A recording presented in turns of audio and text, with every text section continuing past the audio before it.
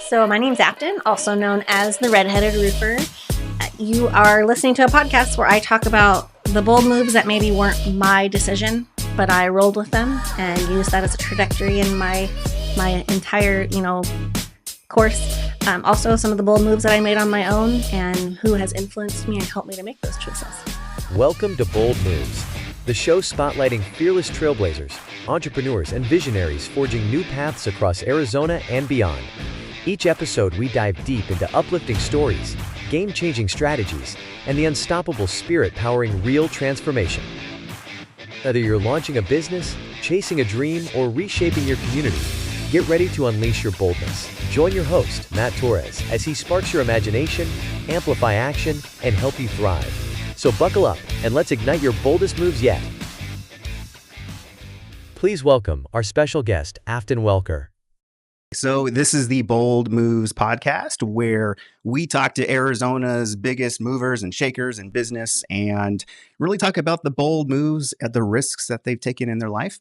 And I'm very excited. I've got a very special guest. I have Miss Afton Welker. How are you today, Af? I am great. It's been Awesome. a great start to my day. This is awesome too. So my name's Afton, and I am the marketing manager for the East Valley and Scottsdale market for national property inspections here in Arizona. And I have another business as well where I'm the VP of marketing for Shark Business Solutions, which is a business consulting company. We are not limited just in Arizona. We will, help other people outside of Arizona as well. Awesome. I love that, the shark mentality, mindset, like Shark Tank and all this other stuff. It's awesome. Very cool. And just to kind of fill our audience in as well, I know you from BNI, Yes. Business Networking International, which I think is like one of the best networking organizations out there. But you are our chapter president. Yes, I am. The Success Syndicate. Yes, I'm the chapter president, and you are our life insurance guy. Yeah, So, awesome. And growth coordinator. And the growth coordinator. So you got roped into leadership. Thank you very much. Oh no, actually, I like that. I like doing stuff like that, which is, one of the main reasons, like I did the military and I do all kinds of other stuff, is just like, I just like doing that sort of thing. But that's very cool. Yeah. Our BNI group is growing, Yes. which I've been part of another BNI group that was trying to grow and it didn't quite make it. So seeing what you're doing with just the networking and connecting and just building, like that is amazing. Because like we chartered like really quick. I was surprised how quickly.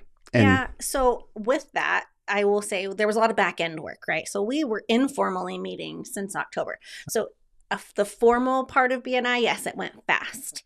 I was actually talking to Nate Dominguez, who is, overall of BNI Arizona. Yeah. And he did say, I think it's like 1 out of every 3 groups does not take off. Like Wow. They start and they lose momentum. Yeah. And I feel like the reason why our group has done so well coming out the gate is the relationship aspect of it. We all are committed to the relationships. Yeah. Because that's really what BNI is about. And I think sometimes people think, oh, I'm just there to be in a room and you're going to guarantee my referrals. And what I tell everybody is you have to change your mindset around BNI. Mm-hmm. BNI is about the relationships that you make. It isn't even about the money that you're going to make, because the money will come. Yeah. It's the relationships. You and I did not know each other prior to BNI. You Nope. saw on social media that I posted about it. And that's the power of social media. That's the power of BNI, the strength in those numbers. And now we have a group of almost 30 people, and we have our launch party tomorrow. And we meet Thursday mornings at 9:30 at the Playa del Sol Presbyterian Church. It's a plug for our group. There we go. You can look us up on the BNI website. But I feel like that's really what it's more about. And if you change your mindset, BNI will do so much work for you. I 100% agree. And it's so interesting because like I didn't even go in there thinking about like, okay, I need to get referrals. Like I was just going in there because like the networking part and just building relationships. But it's funny because you start to connect with people and you start to get to know people. And then all of a sudden somebody's like, hey, I got this person for you. Like, oh yeah, that's right. I do that. I do. Like someone said, hey, you got life insurance. I'm like, oh, that's right. That's part of my business. But it is very true because I think the relationships just mean so much more than just like a business transaction. I mean, it transcends everything. Like I got my next job from it. Right, Like, right. Well, it's I funny mean- you say that because Rudy, our financial advisor, Yeah. right? His wife tells him every Thursday morning, oh, you're going to go and hang out with your friends today. I love that. And It is. I mean, Yeah. they are my friends. I do love going into BNI. I mean, Yeah. there's a whole lot of work that goes into being the president. I am not about to say, like, I just get to show up and have a good time. There's a lot of work. But I do get to spend time with my significant others in the group, right? So I get to work with him. My friends and people that weren't my friends before now are my friends. And then, with one-to-ones that you do, Mhm. I'm going to dinner and happy hour and lunches with these people, and they're becoming my friends. Nate Dominguez became my friend because I was in Paragon, which is That's the cool. group that he's now the president of. I can honestly pick up the phone and call Nate Dominguez, and he's going to answer my phone call. Or I can text him, like I texted him one night at like 7:00 at night, and we had a full on conversation, right? Like, it's more about the relationship piece than anything. And I'm still very close to a lot of people in my former chapter, and I refer if I don't have someone in our group that matches a referral that I need, Mhm. I still call them. Yeah. I still refer to them. I still reach out to them, and vice versa. Yeah. Yeah. No, I still have friends from the last group that I was in that didn't ultimately charter because we were with a, 1 out of 3, or was it 1 out of 3 that don't? Doesn't, yeah. I think it's either 1 or 2 out of 3. I can't remember what the statistic is, but yeah. Yeah. But I mean, I was part of that, and we still connect, we still maintain those relationships. Just goes to show that it, like, again, like, just goes beyond just like the business networking part, but just building that relationships. That's just really cool. Okay, so I have a question for you. Yes. So in one sentence, tell us what boldness means to you. I will say what boldness means to me is accepting and loving who you are. Yeah, it's interesting because a lot of people, myself included at times, don't really like who we are. And then accepting that, saying, if you don't like who you are, the boldest move you can make is to find a way to be better. What is it that you don't like about yourself? Is it, I mean, a lot of times we get caught up on like what we look like. I'm a girl, 100% understand, right? I have a list of things I hate about myself. But there's things in my life I'm not proud of that I've done, right? Mistakes I've made, relationships that I've messed up or whatever. And the boldest thing I can do is accept that was what I did in the past. Those are the decisions I made, mistakes, whatever they may be. It's time to accept that those were done and make the moves to learn to love myself again and change the things that I have control over. Yeah. And those are some scary things to make, moves around, is to accept maybe who you were at that point in your life. And now it's time to move on and to better yourself. And so it doesn't mean you have to like what you used to be. It means that you've learned to accept that part of your story and boldly use that to move forward in the new decisions that you're making. Yeah. I mean, even dudes kind of, they kind of, worried about the hair, I'm sure the gut and stuff like that, they're like, but no, it's true. And I think even myself, there's things in the past where you're like, man, but you just got to look past that. You're like, okay, what's tomorrow going to bring? Am I going to be a better person because of those? I wouldn't really change much in my past. There's probably a few things, but you can't change the past. I wouldn't be where I am right now if I changed those things. Yeah. You see all those silly movies of people saying, oh, I wish I could go back in time, and how it literally changes everything, in the funny, dramatic way that it does. But honestly, like, if I changed even some of the small things in my life, I wouldn't be right here. I wouldn't have the relationships that I have. I wouldn't have the job experience that I have. I wouldn't have had the education that I had. If things had gone as planned in my life, I definitely would not be where I am right now. Yeah. Oh, I wish I'd go back and put some money on the Cubbies. Sorry. Back to the Future reference. Yes, right. But again, funny movie, right? Yeah. And you see how even like the things disappear in the other films, like when, you know what I'm saying? And so that person doesn't exist if you change even the slightest thing, right? And while I'm not proud of everything that's happened in my life or the decisions I've made all the way around, I am proud of who I am today. Yeah. And I'm proud of what I've learned from those things. And I'm thankful, even for the worst parts of my life. I'm thankful for them because I can say you can either wallow in it and dwell in it, or you can use it as fuel to make bold moves. Yeah. It's funny, like you mentioned the people disappearing and whatnot. Like I remember this was like probably New Year's Eve back in 2005. I was going to my friend's house for a New Year's Eve party. He was like, "Yeah, come over New Year's Eve," and I'm driving, and part of me was like, "Yeah, I don't want to go," and so I turned around. I'm like, "Yeah," but then part of me was like, "Why not?" And so I turned around, I went and met my wife at this New Year's Eve party. And, 18 years later, we have kids and, you have a life. You have a life.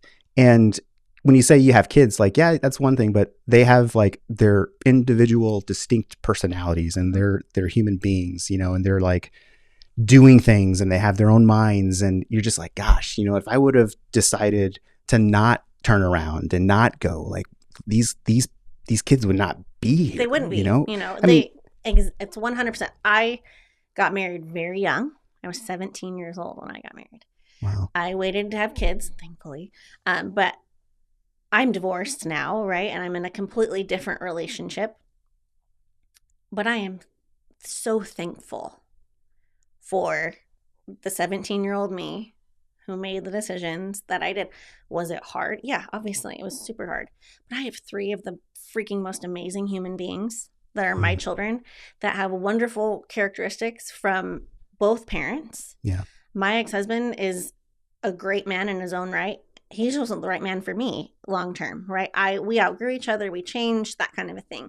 So I would never ever say I regret my 17-year-old self. If I could go back in time, I still would have married the man and I still would have gone through all of the hard things we went through because there was a whole lot of wonderful. Another movie, quote from one of my favorite movies, Still Magnolias, I'd rather have 30 minutes of wonderful than a lifetime of nothing special. My 30 minutes of wonderful with him was worth the stuff that sucked. Right? Those the 19 years I spent with him, there were good and bad. And I'm partially who I am today because of the life lessons that I gathered over that time, right? Yeah. And I'm happy and I'm thankful for it. It just, when you're in the thick of it, it doesn't always feel that way. No, it doesn't. Well, yeah, Steel Magnolias. I think that's a chick flick, so I would not know. Matt Torres, you've not seen Steel Magnolias? No, I haven't. Now my wife's going to be like, "Oh, that's one for the list." That's your homework. I'm serious. Like, I'm going to ask you next week at BNI. I'll give you a week. You have got to. You get right tissues. Okay, so what's the genre of it? Like, it's definitely a chick flick. Okay, but and it's like late 80s, early 90s. Okay. Sally Field, Dolly Parton is in it. Okay, so got some good actors. Julia Roberts. Okay. It's like it's probably one of her big things. Okay. I'm not even going to try and go into what it's just, you have to watch it. Okay. You said Julia Roberts was in it, so yes. She's a good actress. So and she's hot, so it's fine. You can say that. And she was young in this movie, young. So yeah, no, it was seriously one of the greatest movies of all time. And they made it into a musical and Oh, interesting. Mm-hmm. Okay. No, I actually do like some of those movies, like Downton Abbey. Have you ever seen Downton Abbey? No. Oh, that's like a really oh my gosh. Downton Abbey. You haven't seen? Do you know of Downton? I've heard all about it. I'm a little bit rebellious when things come out that are like super duper popular at first. I'm like, okay, let's let it like see how cool it is, and then maybe. Do you like those like British like shows? Yes and no. I have to watch them with captions because I don't do well with the accent. And then if I have to watch it with captions, that means I can't like scroll on my phone while I'm watching it. Oh, so yeah. There's an attention deficit part of it to it as well. Okay. Well, if you do like those old-timey British movies, that Downton Abbey is actually pretty good. Like, isn't it a series? It's a series, yeah. But they also made a couple movies out of it too, which they're pretty interesting. Sounds like a lot. No, they're pretty good. Okay, so next question here for you: what's one significant bold move that you've recently made? Okay, and why did you feel it was important to make that bold move? So part of my most recent bold move was outside of my control. So I worked for a local roofing company. I was the marketing manager with them for almost 3 years, and I was fired. Now there's a debate on that, people will say, because I had received a job offer from a power partner, but I will be honest with you, when I went in and I was fired, I was completely shocked that I was fired.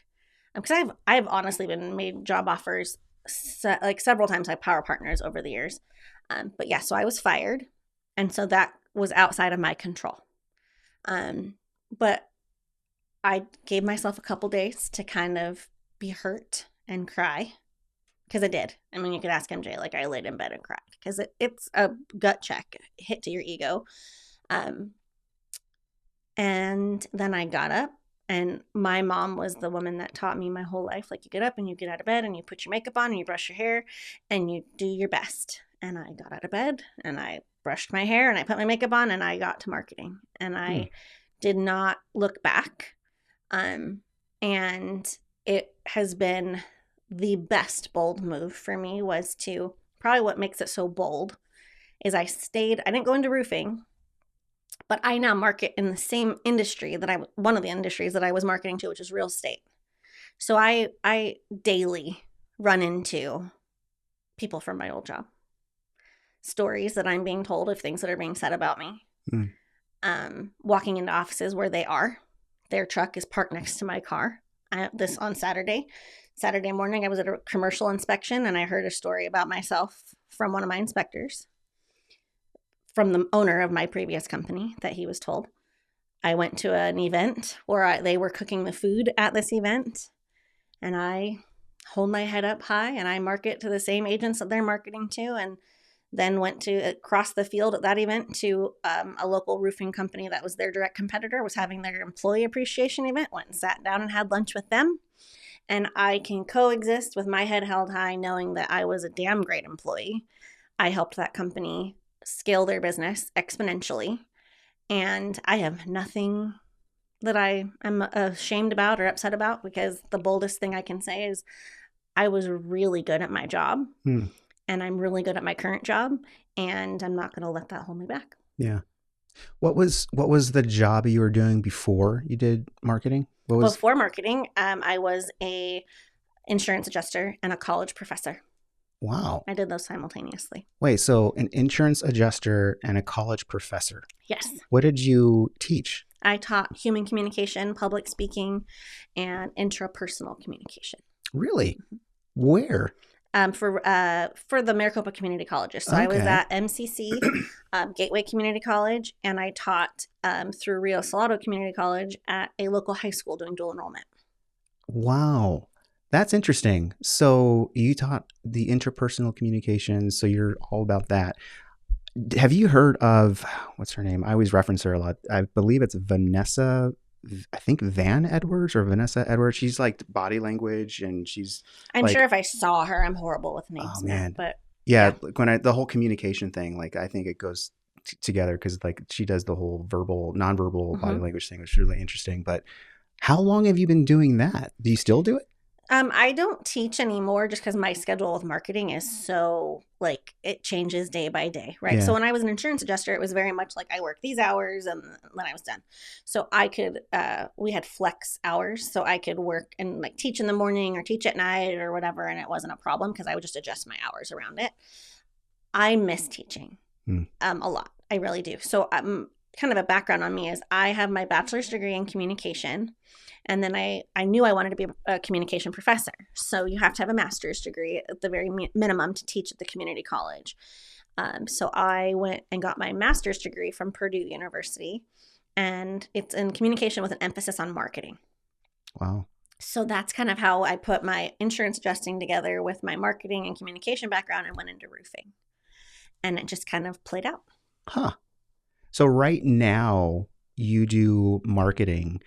And you do a lot of like face-to-face relationships, right? Like, relationship marketing is what I call what I do. Like, yes, I'm on social media and all of that, but I'm a relationship marketer.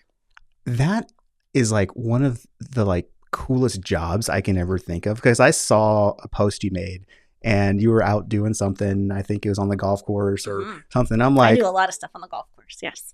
I'm like, what a job, right? I mean, my kids, like Rudy in our group, whose wife says he goes and hangs out with his friends on Thursdays.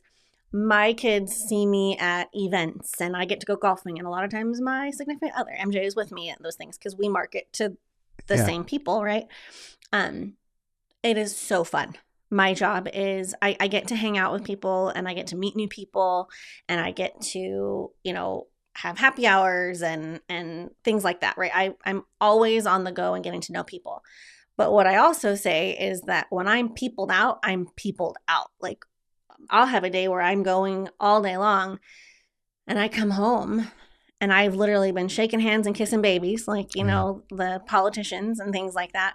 And when I'm done, like, it's like crawl into my bed, under my covers. I don't want to talk to anybody. I don't want to think about anything. I just want to like zone out. Yeah. Right. So it is so fun. I love my job. More so than anything, I love making connections between people because the home inspections, they will come and they do. But I love when someone calls me and is like, hey, do you know a person that does X, Y, and Z? And I'm like, yeah, I do. And here's a direct referral to that person, or I'm going to do a 3-way text. And that is actually probably what I enjoy the most, is leveraging the relationships that I have to help other people. When you made that move going into marketing from leaving that last job, did you have any like fears or trepidation or anything going through your mind? And like, if you did, like, what did you do to talk yourself out of it and overcome it? So as you know, COVID turned everything on its side, but in the insurance industry, it really turned, especially on the claims side, it was a complete shift overnight because nobody, people weren't working. You could work on cars, right? Because they were considered essential, body shops. But the people that worked in the factories to make the parts were not essential. So there were no parts. Enterprise rental car or Hertz, they were not essential. So if your car was in the shop getting worked on, you didn't have a rental car. So what I loved about being an insurance adjuster is I helped fix people's problems.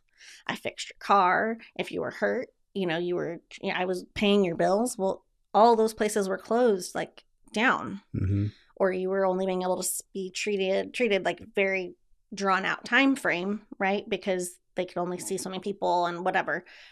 So making the decision to leave the insurance industry was not difficult because I finally got sick of having to have the conversation with people every day saying, I can't help you. I can't. People are crying or yelling at me on the phone because, what do you mean my car's not done and you're going to take my rental car? Well, yeah, you only have so much coverage for so many days at so much money, and it's taking 10 times longer for your car to get fixed because there are no car parts. Your coverage is what it is, and people don't know what they buy. And so you're explaining that. And I mean, I spent more time on the phone listening to or having those conversations and listening to people be upset than I ever could actually at doing my job. So I left the insurance industry primarily because I was no longer doing what I set out to do. I wasn't helping anyone anymore. But I will say finding my next gig, was kind of scary. I kind of was out there like on a whim taking some kind of odd jobs here and there. And the job with the roofing company kind of, I wouldn't say fell in my lap, but it was a friend of mine of 20 plus years that I worked with at a salon knew the COO of that company, and they needed a marketing person. And they called my girlfriend, Natalie, and Natalie's like, because she's in marketing. And she said, no, I don't need a job, but my girlfriend does, and she'd be great. And so she connected me, and my brother knew the owner of that company through BNI. Wow. And so all these things kind of added up. The owner of the company lived in my neighborhood. So it was like all these things kind of played out. And then, so was it a difficult decision? Not really. It was more difficult trying to find where I was going to land. But leaving, I think that COVID made that decision for me. COVID? COVID making it so hard, so difficult to do my job as an adjuster. And then I was newer to the teaching sphere. So to be a college professor, especially the community colleges where unless you want to do research, community colleges where most professors want to teach because you get paid more money without having to do research. I don't want to do research. I'm not a numbers person. I don't care. However, getting a full-time position as a college professor at a community college, there are people that have been adjunct professors for 30 plus years. So I knew, even with all my connections and relationships within my community college, it was going to be years before I ever got a full-time gig. Right. Yeah. So I had bills to pay. I had kids to feed. I was going through a divorce. I couldn't wait around and chase my teaching dream because I had logistics in my life. So that also kind of pushed me to make the decision to start in the marketing realm. And now that I do it every day, like I could not imagine going back to working in an office. Mm-hmm. There's no way. Like I could not imagine having to sit in front of a computer from 7 to 3 or 8 to 5 or whatever it is. I also couldn't imagine having a set schedule to any degree because every day I'm doing something different and new. And I'm very fortunate that way. I like it. Now, other people probably would not thrive in this environment. And I didn't think that I would. I'm going to be completely honest. I love, and I used to really, really love, like, I could do my job 7 to 3. Now it's like I wake up and I have a plan for my day. But part of my plan for my day is to know that something's not going to go as planned. Mm-hmm. And there's going to be someone that needs me somewhere else. And I love that part of it. Because again, it's driven by the need or the desire to help other people. Yeah. It's all about problem solving. Mm-hmm. Like that's one thing that I think I've learned is that there's always going to be problems. Like you can't avoid problems, whether it's like at your job, with your kids, whatever. It's how you address them and try to solve them. And that process of like, it's a learning process, really. And I think when you approach it of like, okay, you welcome the challenge of the problem, it makes life a little bit more like exciting. It is exciting. And like I said, my desire to help other people is what drives it for me. And it was actually something that I was not applauded for in my prior company. They were like, you don't always have to solve problems for people. And I'm like, but I want to. Yeah. Right. So I want to help my coworkers if they need something, or I want to help a power partner that needs something. Like that to me is part of my job. I market to people because yes, like whether I was going to sell roofs to them or I'm going to, sell home inspections to them. But I want when they think if there's a problem, I want them to always think like, oh, I bet Afton has a solution. Mm-hmm. Just like with my kids, I want if they come across a problem in their life, I do not want them to be like, crap, don't call mom. I want the first person for them. I don't care if they're in the wrong, if they wrecked a car, if they caused a problem at school, whatever it is. I want the first person they think to call is me. Yeah. So I live my life that way all the way across the board, whether it's business, professional, personal, my children, whatever it is. I want the first person someone calls is to always to think I'm going to call Afton. I bet she knows someone. Or I bet Afton will show up because I will. I have friends that'll call me when they need a kid picked up from school because guess what? I have a job that allows if I'm in the neighborhood, I'll pick a kid up from school, take him home. Wow.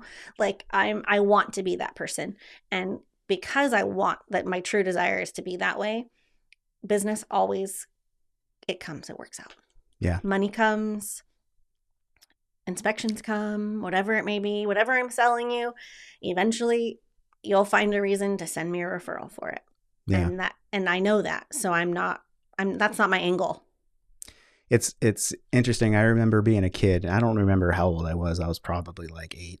And one of the things that my mom said to me that I still remember like to this day, and it always like, it's just seared in my brain, is she said, do what you love and the money will follow. Like it's, don't do things for the money, like do things that you love. And she's so true because when I kind of stopped focusing on like, I got to get the money, like things became easier, things became more fun. Like you start to grow more. Like I'm doing things that I enjoy and you're planting seeds, here and there. And then, business starts to happen and it starts to follow. And the thing about that is it's not just the money, right? So think about using that in any aspect of your life. For me, and for instance, I went through a divorce. When you go through a divorce, most time we all have a phase of, okay, I'm going to get out there and try and date. Well, that was hell. Like it was hell. Like I was like, this sucks. Never mind. I'm not going to date. I'm going to work on Afton. I'm going to work on being happy with myself, with my business, with my kids. I'm going to do everything else. And I'm not going to focus on dating. Mm-hmm. And then I walked into an office and I met MJ Cordova. And the rest is history.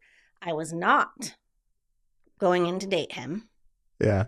Honestly, didn't think that it was a date when I went on my first date with him. And it happened organically, right? Mm-hmm. He says that he sought it out, but I was not seeking it out. And here we are, almost 2 years later. And I just didn't focus on that. So to me, if I'm not focusing on the money and I'm not focusing on trying to find a significant other, they tell you like when things happen when you least expect them to. And it really, to me, is true. If you're moving in your life with the right intentions and you're being the best version of yourself or working on being the best version of yourself, everything kind of comes. Doesn't mean crappy things don't happen. Like, I'm not one of those people who thinks, oh, well, if I'm doing all the right things, well, I'm human. Like, I'm not going to be perfect all the time and doing all of the right things and figuring it all out. But if my intention is every day I'm going to get up and do my job or do the best at what I need to do in life, the blessings will follow, whatever that is. If that's relationships, if it's money, I haven't gone hungry yet. My bills are still paid. Yep. Like it works itself out. Well, I will say you could not have found a better dude because MJ is like a really cool dude. He's pretty cool. Don't tell him that. It'll go to his head. No, I was just saying, like, just the little time I've spent with him in the new office and just being trained by him, like he knows his stuff, and like I've probably learned more from him and his office than in the little time that I've been there than a lot of the time I was at my last place, which says a lot. And my son said that the other day. My son, who's 15, he heard one of MJ's videos that he does for Shark, because I'm the one that has to edit them and all of that, right? So my son, he knows MJ like Sunday night dinner, sitting on the counter drinking a beer while we're cooking. Right. That's who my kids know, right? Is I wouldn't say their stepdad, but mom's boyfriend, who is there to have fun and laugh and they joke and whatever, right? So I was editing the video and it was a pretty pointed video. It was kind of a video that had some references to my prior company. Like, it was MJ's shots were fired, right? Okay. But very professionally, right? And my son was like, he heard one thing that MJ said and he goes, "That was the greatest dig at so-and-so that I've ever heard, Mom." And I started laughing, and it was a direct reference, right? But then he said, "Mom," he came and sat down next to me. My 15-year-old son wanted to hang out with his mom for a minute. And he's like, "So, like, MJ's a badass." And I was all, "What do you mean?" He's like, "Mom, I know him when he jokes and laughs and, like, we play basketball or whatever." And he's like, "But, like, MJ knows business." And I said, "Yeah, he does." And he likened it to my ex-husband's dad, who is a very great businessman. But he's like, "Yeah, I'll hear Pop on his Zoom calls doing his business stuff." And I'm like, "Dude, Papa's a badass." And then Papa walks down the hall and jokes and throws something at him or whatever, And I think that that's also kind of one of the things, I guess, that kind of plays into it is MJ does know his stuff. And we do talk business he and I can talk business all day, every day, but we also can have fun together and laugh about dumb things and then, get right back on track to talk business. And I think I learn a lot from him. Yeah. I mean, I was at one of his trainings this morning and I'm just like, "Oh, yeah, you're kind of smart. That's one of the reasons why I like you so much, And then I take my own notes and things, but he in his own right will tell me that he has learned a lot from me about marketing and relationship marketing. He's like, "Afton, I didn't," and he says it and I know he means it, but sometimes it's hard to accept the compliment. He's like, "You're the best person I've ever met at relationship marketing. Like, you just know how to leverage your relationships." And that is a huge compliment. And it is what I set out to do. So I'm thankful that I'm doing it and people notice it. That's a good sign. And you're in a good relationship when you both can learn from each other and grow from. And there's no friction because of it. It's not like, "Oh, you're trying to be smarter than me" or whatever. And that is very different than the relationships I've had in the past. Yeah. There was almost this competitive nature. Yeah. Because I am a very independent woman and I'm strong and I've had to be. But I think that a weak man will be, or a weak partner, I don't even think it has to be a man, a weak partner will feel threatened by your strength, or another will applaud it. And MJ will just go do your thing. Like, he'll walk me around a networking event and you need to meet her. Like he will say that. That's Where awesome. other people that I've been with, it was always trying to dim that light. Like, shh, be quiet. Do you always have to talk to someone? Someone always knows you when you walk into this room, And I'm like, yeah, because that's what I'm thankful for. But they don't like that. They don't like that attention. Wow. Yeah. It's just very different. Yeah. Dang. Yeah, I was just going to say, MJ gave me some tidbits the other day on glass coverage, and I was like, that's really good. I don't know how to explain it. And so much I took it, and I went to my car and I made like a little TikTok video. I haven't posted it yet. I'm editing it, but like, this is good stuff. I'm like, keep them coming, man. I need content. There are things that he says that I've incorporated into, like, I wouldn't say my pitch, but like if I'm going to talk to someone about business, there are MJ catchphrases that I definitely use, and I won't even realize that I'm using it. And then I'm like, oh yeah, that's totally an MJ thing to say, But I feel like that's what the relationship aspect is in BNI and all of those things. When you're networking and you get to know people, that's the value add that new people should have in your life. Yeah. You should learn things from them. If you're not learning from the people that you're hanging out with, if you're not growing because of those relationships, what the hell are you doing in them? You're not making yourself better.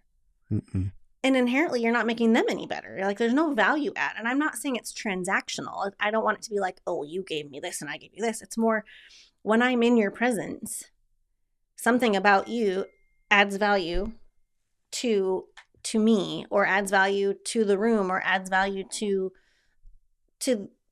the circumstances. Right? So I'm just very much, I feel like if people don't add value in my life, then next, let's move on.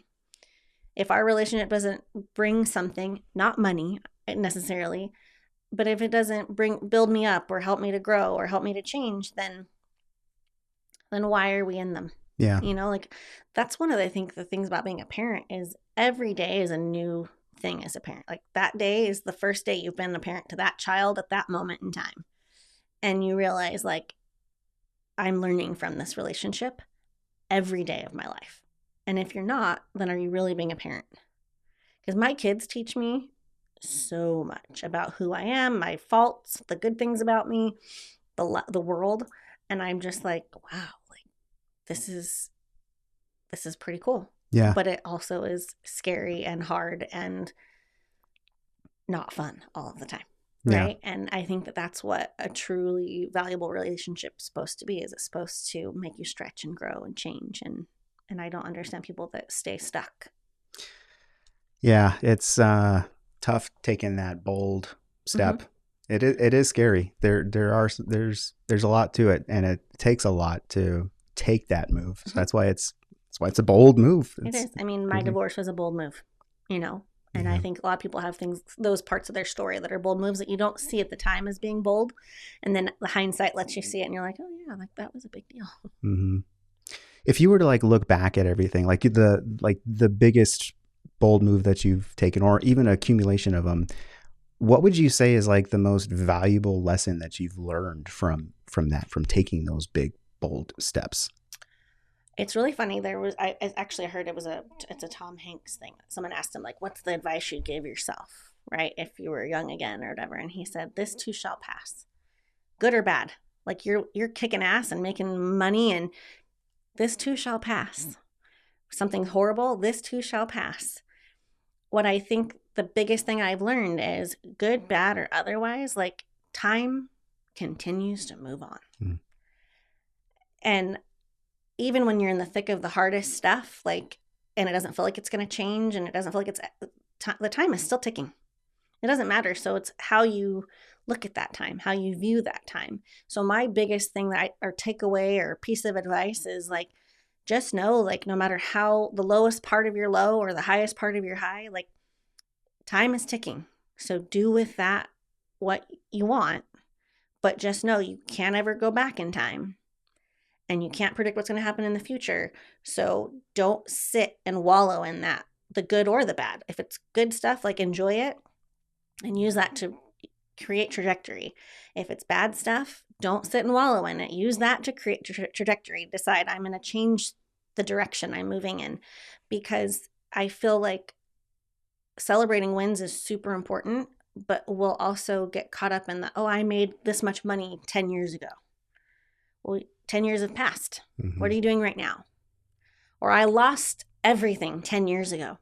Yeah, you lost it. Can't get it back. So what are you doing right now? And I think that's what I've learned from all of the bold moves in my life is those were bold moves then. What am I doing right now? Am I using that to create additional bold moves in my life? Or am I just highlighting my old bold move? Because I could sit back I got a master's degree. Okay. 10 years ago, you got a master's degree. What have you done with it since then? Oh, I'll tell you what I've done with my master's degree in 10 years. And I can list all those things. And I just wish more people focused on utilizing the energy caused by those bold moves to create more than sitting on it, because it's going to pass. Either way, time's going to keep moving. Yeah. Yeah. A lot of us get stuck thinking back then, 15 years ago, that's crazy. 15 years ago, I think to myself, oh, in my mind, still 15 years ago, it's a whole other time. And now I'm like, 15 years ago was not that long ago. No. I have a 15-year-old son. So 15 years ago, I was pregnant with, and I'm like, oh gosh, in my mind, I'm still thinking 15 years ago, I was like in high school. No, I was not. I know. Me and my wife were talking about that, and we we're just like, yeah, 15 years ago wasn't that long ago. It's like, yeah, it's wild. I had my friend who was an actor on the other podcast, and we hadn't like seen each other in like 6 years, 7, and you think that's 6 years, like that's not a long time, but it just goes by like that, and you're like, wow, it's been like 6 years. I just did my son's graduation announcement, so he graduated. Yeah. He's graduating in like a month. And I started thinking back to the year I graduated, right? Like that was such this big idea in my head. 2002 was like, we're the class of 2002 and he's the class of 2025. And I'm like, it does not feel like it was 23 years ago that I graduated from high school. What year did you graduate? 2002. Oh, that's when I graduated, 2002. Yeah. So 23 years ago, we were cool. We were planning our graduations. Wow. I'm planning my son's graduation. Isn't that crazy? I'm getting pictures of him in his cap and gown and bawling my eyes out right now. And I'm realizing, like, it seems like yesterday that happened. And I hated when my mom would say those things to me. But I am that person now. Like, I have a kid who's almost 18 years old. I have a kid who is graduating high school and, has all these college offers and everything. And I'm like, no, it was like, I was just 17. But really, I wasn't just 17. Mm-hmm. But it feels like I was. Yeah. No, I'm like, dreading that day when I'm my grandparents' age, and I'm like, when did this happen? Like, because it's coming. I know it is. It's just wild to think about time, right? And it's just like, it's going to pass either way. Yeah. What are you doing with the time you have right now? Because you don't know how much time you have, right? We don't know if we're going to live a really long life or a super short life, right? So this too shall pass. Tomorrow is not guaranteed. Today is not even guaranteed. I could leave here today and never, and something happened and you never see me again. So I'm trying, and that was not how I used to live my life. I have very high anxiety. I always was worst case scenario, and everything's going to go to hell in a handbasket. And what I've learned is like, I have to talk to myself and talk through those things. Like, okay, so you're having anxiety right now. It'll pass. You have some great things that are coming up. Those great things are awesome. Those are going to pass too. So what are you going to do the next time? What are you, and how are you going to utilize your time and be, and move forward and enjoy it. Enjoy the ride, good or bad. Like there's a lot of cool things that happen in the bad stuff too. Yeah. What practical advice would you give somebody who is maybe just like a little hesitant to just make their own bold moves in their life right now? Like a practical thing that they can do. Mm-hmm. Or what advice would you give them? I guess I'm going to use my mom's advice, which is you get up and you get ready for the day. Because I also found that like during COVID, when everybody was went home to work, right? And I had a team of adjusters that I worked with, and they all were in their pajamas working from their computer. And I got up every day and I took my shower and I did my hair, I did my makeup, and we're on a Zoom call and they're all like, why are you all dressed up? And I'm like, This is what I did every day before. And my mom told me, literally, I don't care how bad you feel, get up. And it was always put your lipstick on, comb your hair. Even if that's all you do that day, you did something. You got out of bed. You got out of your pajamas. And my mom, the most practical part of that was my mom said, you never know who's going to call you and need you, or what amazing opportunity is on the other line. And if you have to take 2 hours to shower and get ready, and you can't be there for the event that's coming or the opportunity because you didn't get up and get ready that day. And I actually had this conversation with a really good friend, Sherry Espinosa. She's a real estate agent. We were talking about it, and her daughter was set to have a baby, and she lived in Colorado. And Sherry's like, I was raised the same way. You get up, you do your hair, you do your makeup, you get ready. And so Sherry had bought her plane ticket like she was going to go see her daughter because her daughter was scheduled to have this baby. And she made a Facebook post about it and said, you know what? If I hadn't gotten up and gotten ready today, when my daughter called and said, Mom, I went into labor early, I wouldn't have been ready. I couldn't have literally thrown a couple things in a bag and gone to the airport and gotten on the plane and gotten to Denver fast enough to be there for when my grandbaby was born. Wow.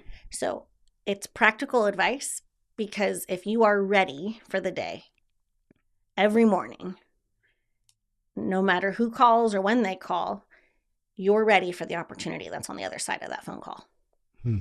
Because anytime I have not been ready for the day, this happened yesterday. I had 2 different people, MJ was one of them, and another girlfriend who called me or texted me. I stayed home and worked from home, and I didn't get ready like I normally do. I just sat at my kitchen table and got ingrained in it after the gym. So I was sweaty and gross.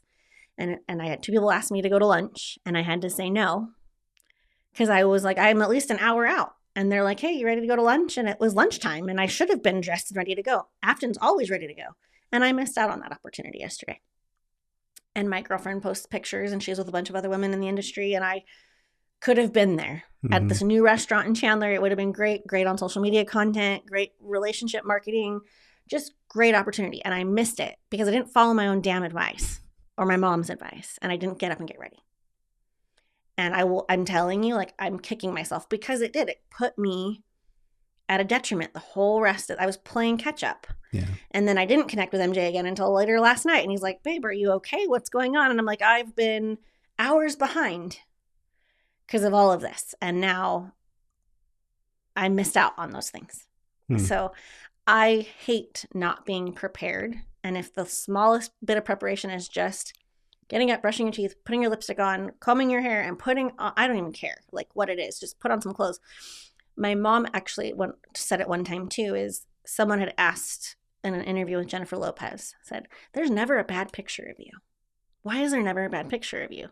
And she's like, that's not true. She's like, they're like, you're always ready. She was like, I'm not always ready for the best picture. She's like, but I know that there's paparazzi around every corner. So at the very least, I can put my hair back in a ponytail, make sure my clothes match, and have some lip gloss on. It's up to me how I look in those pictures. Mm-hmm. And my mom's like, see, even J-Lo said that, you know? And I was like, well, I'm not J-Lo, but it's true. If I'm ready for any opportunity that comes my way, whether it's a phone call, a text message, a late invitation somewhere, or, oh my gosh, can you sub at my BNI group today? And then you never know who you're going to meet at that BNI group. But if I'm in my pajamas, I'm sure as hell not going to go. Yeah. But if I'm ready to go for anything, I never know. Are you going to turn around and not be at that party and meet your significant other, or me not walk into MJ's office that day because I wasn't ready? Mm-hmm. Yeah. Think of all of those things that could have happened if I had just, followed through, or in those cases not been ready for it. And I'm, I really do live by that. Get up every day, get ready. And you make your day worth whatever it's going to be. And maybe you don't get a phone call that day. But are you really in a bad place because you have your clothes on and your hair done and your teeth brushed? No. So maybe you didn't get a call from the biggest deal in the world, or you didn't meet the most inspirational person in your life, but it didn't hurt you to be ready for the day. And it does help you feel better about yourself. It does help you be in a different mindset. Because if I had to look at myself on Zoom in my pajamas all damn day, I'd be like, no, that's not the best look. So that's my biggest piece of advice is get up and get ready for the damn day because you're inviting opportunity in when you do it. And even if nothing happens that day, you're not out anything. You have brushed teeth and clean hair and you don't smell and you have on nice clothes. Yeah. It's a mindset thing too. Like because I used to do a lot of work on the phone, and there's a big difference in your voice, like the way you present yourself when you're dressed professionally, even if it's at home, than if you're like in like your sweats or pajamas or whatever. Like it comes across like when you're talking to somebody. 100%. Yeah. It's interesting. And it's so funny. Like you mentioned the Zoom stuff. It would kind of annoy me when I would see people like brag about, oh, I'm not wearing like, you know, pants, you know what I mean? Like, okay, you're wearing like a jacket, but no pants. Like it affects everything, you know, like if you're half done. So what else are you half-assing in your life? I want to know. Exactly. Right. Exactly my point. It's so true. Like it's so funny. Cause like I'll get fully dressed up too, even at home. Like I'm not going anywhere. Like I maybe have like a phone call or a Zoom appointment, but I'm still ready because like you said, I don't want to miss out on any opportunities. Like, cause somebody might call and say, hey, let's go do that lunch where you're going to meet like whoever. I had a girlfriend come to my door one time and she's all, where are you going? And I was like, what do you mean? Where am I going? I just got home. Or she's like, she asked me, did you just get home? I was like, no, I've been home for a while. Why? She's like, well, you have a belt on and like shoes. And I was like, well, yeah, like this is just how I'm dressed. And she's like, huh, that's weird. But for me, it's not.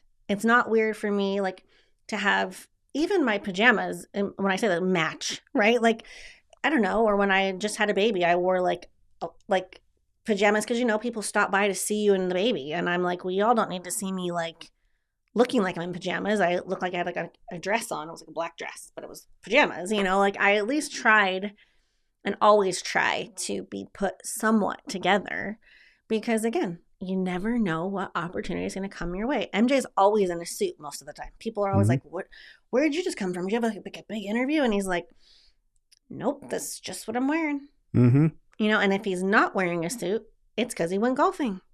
And guess what he was doing on the golf course? Relationship marketing. Yeah.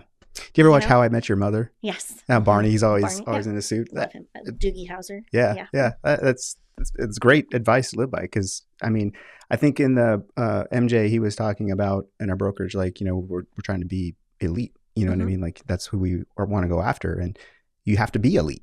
Like you have to present yourself as elite. And it makes a huge difference when you're talking to people. Someone actually sent me, I think it was MJ, a video today of a realtor who's like, this is how I show up no matter what. I'm in a black t-shirt and jeans and hat.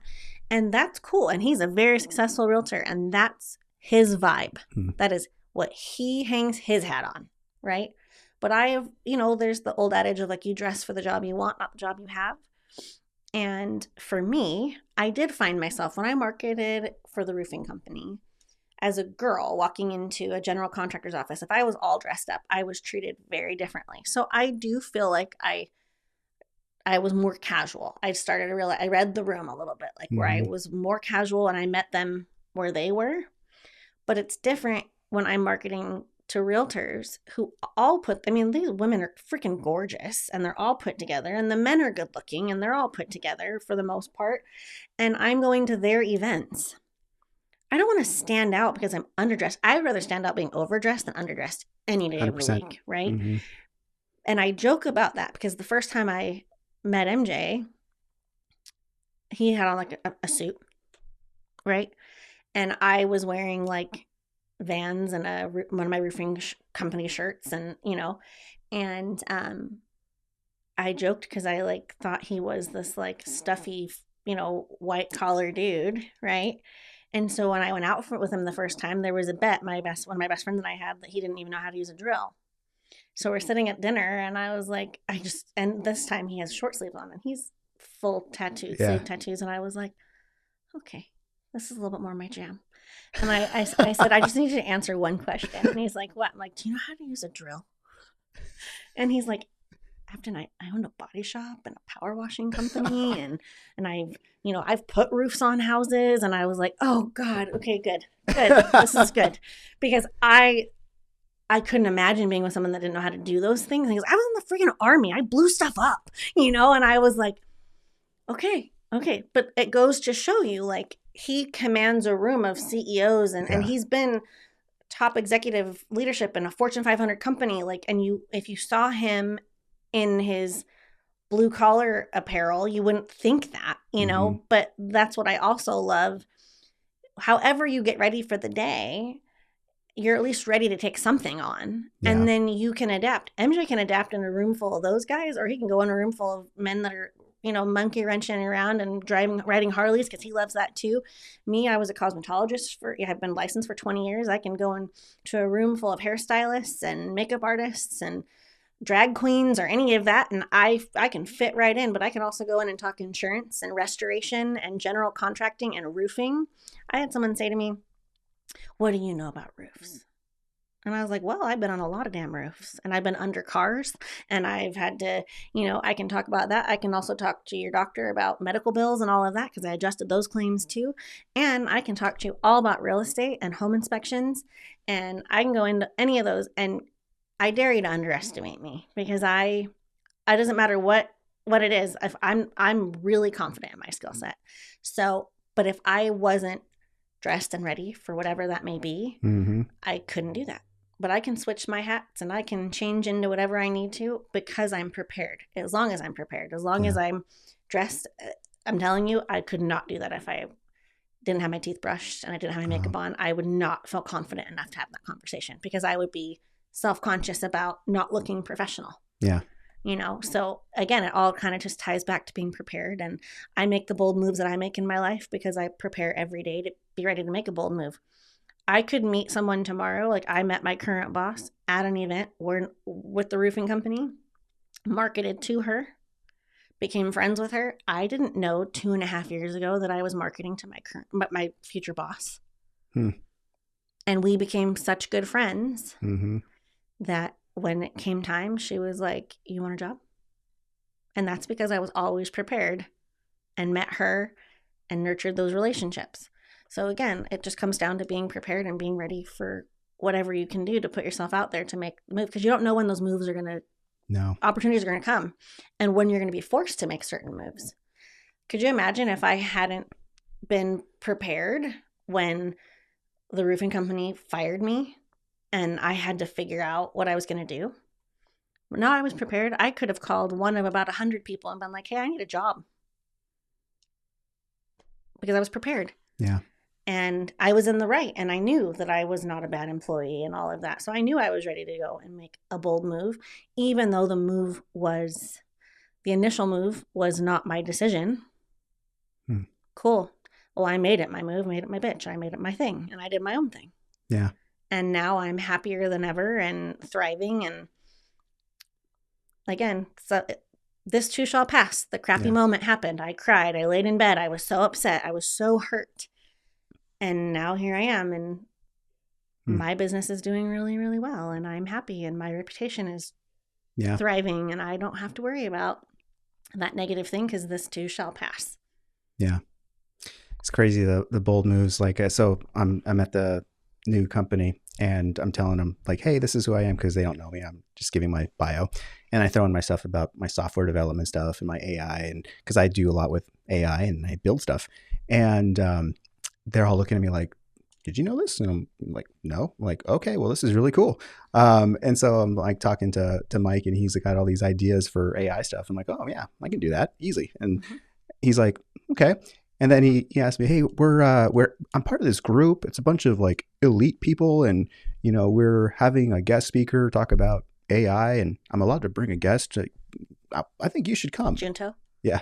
I don't even know what that is, but it sounds cool. Yeah. And I'm like, that is a big deal. I'm just gonna be honest. You're being invited to sit around among some really cool people. Really? Yeah. Wow. Don't fuck it up. Okay. Don't mess it up. Like, get the nice suit out. I'm like. They won't care about that. They're super cool guys. I know Nate Dominguez is one of them.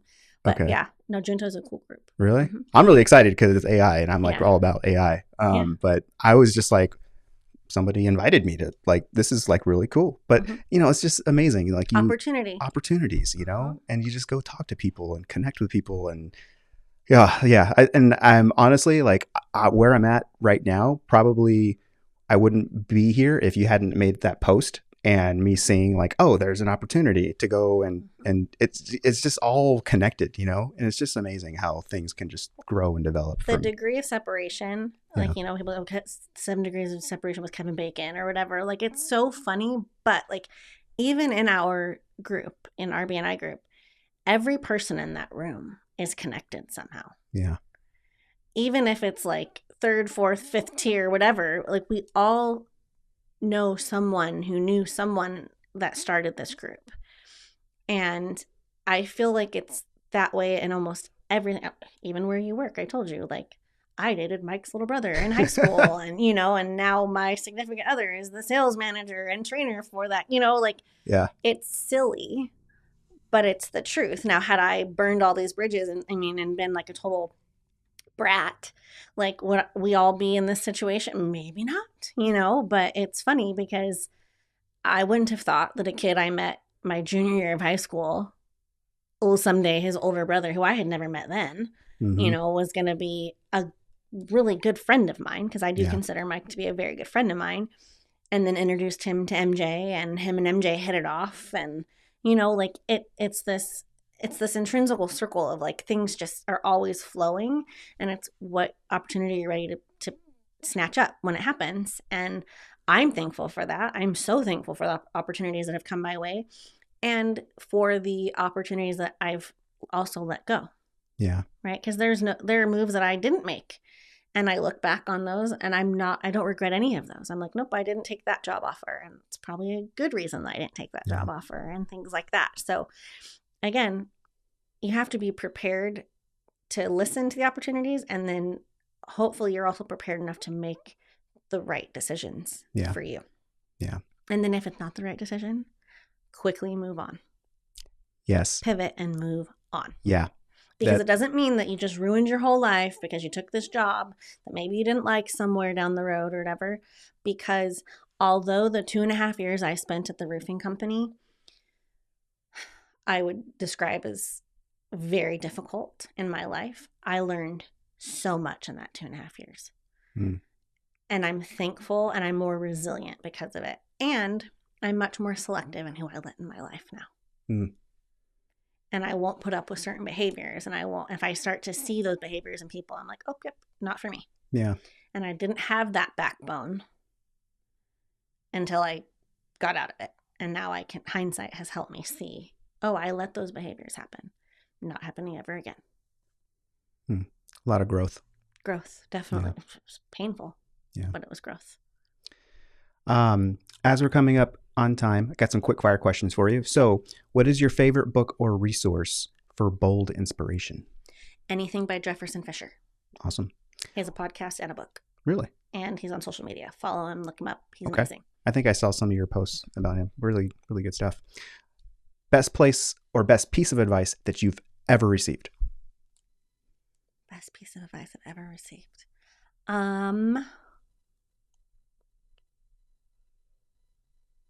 I guess the same thing with my mom. Just always be ready. Get up, brush your teeth, put your makeup on, and put your clothes on, and be ready to go. Yeah, I would just agree be ready. with that. Last one. In one word, how would you encourage our listeners to be bolder? Grace. Grace. Extend yourself some grace. And whenever you have the opportunity, extend it to others.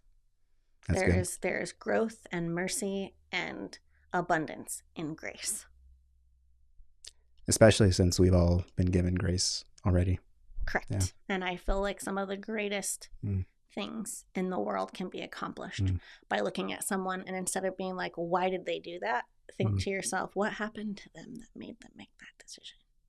Yeah. How can I extend them grace? And I feel like your greatest leaders in the world know that grace. And that's actually something Jefferson Fisher says. As Jefferson Fisher said, we think of confidence as being loud and aggressive and perfection, when he believes that confidence and great leadership means you know how to extend grace. I gotta find this guy. He's amazing. And if he wasn't married, sorry MJ, I would be going after him. He's a personal injury attorney in Texas.